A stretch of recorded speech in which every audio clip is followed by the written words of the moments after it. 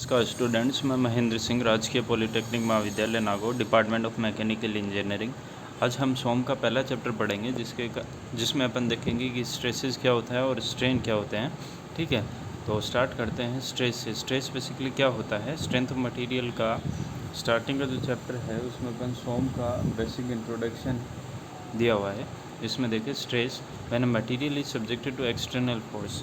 जब भी कोई मटेरियल होता है, मटेरियल का मतलब जैसे एल्यूमिनियम हो गया, आपका आयरन हो गया, इसके जो ब्लॉक होते हैं, जैसे ब्लॉक डायग्राम दे रखा है, एक ब्लॉक है, ब्लॉक का मतलब एक छोटा सा टुकड़ा है, उस पर आप एक फोर्स लगाते हो, एक्सटर्नल फोर्स, तो उससे क्या होता है? When a material subjected to external force,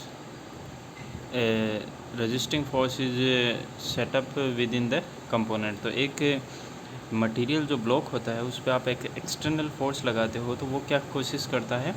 नहीं टूटने की कोशिश करता है। तो नहीं टूटने के लिए वो क्या करता है? उसको रेजिस्ट करता है। जो एक्सटर्नल फोर्स है उसके अपोजिट एक फोर्स लगाता है ताकि टूटे नहीं, अंदर की तरफ वापस फोर्स लगाता है। ठीक है, with in a component. The internal resistance per unit area acting on a material or intensity of the force is distributed over a given section is called the stress at a point। तो होता क्या है? जो internal force लग रहा है उससे block पे पर यूनिट एरिया पे, उसे क्या कहते हैं अपन? स्ट्रेस कहते हैं। ठीक है, उसके बाद में देखिए it uses the original cross section area. ये क्या करता है? Original cross section area use करता है, जहाँ पे आपका एक्चुअल में इंटरनल स्ट्रेस लग रहा है। Area of the specimen is also known as the engineering stress और द कन्वेंशनल स्ट्रेस। तो स्ट्रेस बराबर हो गया पी अपॉन ए। ठीक है, तो ये अपना हो जाएगा पी अपॉन ए। ये काफ़ी इंपॉर्टेंट है ऑब्जेक्टिव पॉइंट ऑफ व्यू से कि स्ट्रेस का फॉर्मूला क्या होता है? पी अपॉन होता है। P is expressed in newton. P जो होता है वो न्यूटन में होता है। यहाँ पे जो एरिया होता है वो आपका हो सकता है मीटर स्क्वायर के अंदर। ठीक है, तो इस टाइप से आप न्यूटन पर मीटर स्क्वायर को क्या बोलते हैं? पास्कल। ये भी एक इम्पोर्टेंट क्वेश्चन होता है ऑब्जेक्टिव पॉइंट ऑफ व्यू से कि स्ट्रेस की कैलकुलेट करने की जो यूनिट है वो पास्कल होती है। वो क्या होती है? निम्न में से न्यूटन पर metre square, newton centimetre square, newton mm square, ऐसे सवाल पूछा जा सकता है। अब देखिए पास्कल का जो कन्वर्जन दे रखा है काफ़ी इंपॉर्टेंट है। 1 किलो पास्कल 10⁻³ के बराबर। किलो का मतलब होता है 1000, तो आप हुआ 10⁻³ पास्कल।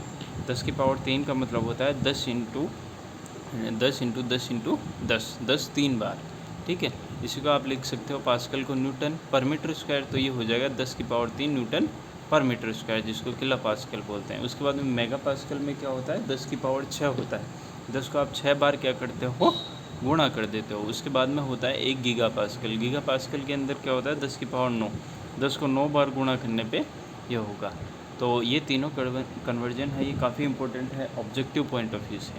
उसके बाद में नेक्स्ट देखते हैं अपन कि एक एग्जांपल लेके अपन देखते हैं कि स्ट्रेस कैसे कैलकुलेट होता है। वो देखो एक रोड दे रखी है जिसका क्रॉस सेक्शन है 10/10।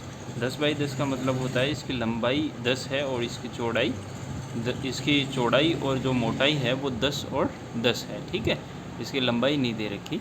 तो ये एक क्रॉस सेक्शन है, मतलब एक एरिया दे रखा है 10/10 का, तो इसका एरिया हो जाएगा 10 into 10।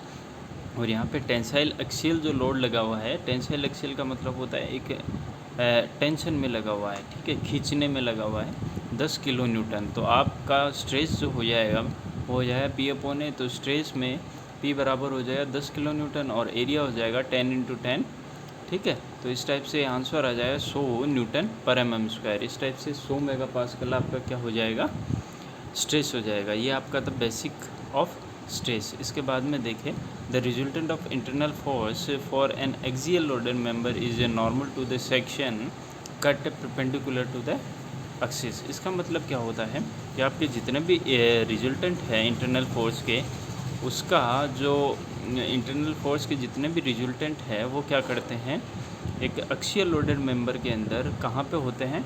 Normal to cross section. तो क्रॉस सेक्शन के एकदम नॉर्मल होते हैं। जो रिजल्टेंट का मतलब होता है द फाइनल फोर्स। ठीक है, फाइनल फोर्स होता है इसके परपेंडिकुलर होता है। इसी टाइप से आप स्ट्रेस को क्या लिख सकते हो? Delta F upon delta at limit A tends to 0। ठीक है, ये आपका लिमिट्स के अंदर दिया हुआ है। तो एवरेज स्ट्रेस हो जाएगा पी अपॉन ए। अपन एवरेज स्ट्रेस देखते हैं यहाँ पे, हर पॉइंट पे स्ट्रेस नहीं, और ऑल पूरी की पूरी क्रॉस सेक्शन पे स्ट्रेस देखते हैं, इसलिए ये एवरेज स्ट्रेस लिया जाता है। आगे देखिए स्ट्रेसेस जो होते हैं वो क्या होते हैं, वेक्टर होते हैं, स्केलर। ये बहुत इंपॉर्टेंट क्वेश्चन है ऑब्जेक्टिव पॉइंट ऑफ व्यू से कि स्ट्रेसेस होते हैं वो वेक्टर नहीं होते, ठीक है। स्ट्रेसेस क्या नहीं होते, वेक्टर नहीं होते, और they don't follow the vector laws, ठीक है। तो ये कैसे होते हैं, टेंसर। आपने अब तक क्या पढ़ा है, वेक्टर, स्केलर। इसके बाद में एक और आता है टेंसर। ये क्या है, स्ट्रेन क्या होता है, स्ट्रेस क्या होता है आपका, टेंसर होता है, ठीक है। इसको क्या और उसके अलावा क्या होता है कि stress, strain and moment of inertia are second order tensor. ये याद रखना बहुत ही इंपॉर्टेंट है ऑब्जेक्टिव पॉइंट ऑफ व्यू से कि स्ट्रेसेस क्या होते हैं, वेक्टर, स्केलर या टेंसर, ठीक है। बाकी अपन नेक्स्ट चैप्टर में पढ़ेंगे। Thank you very much students.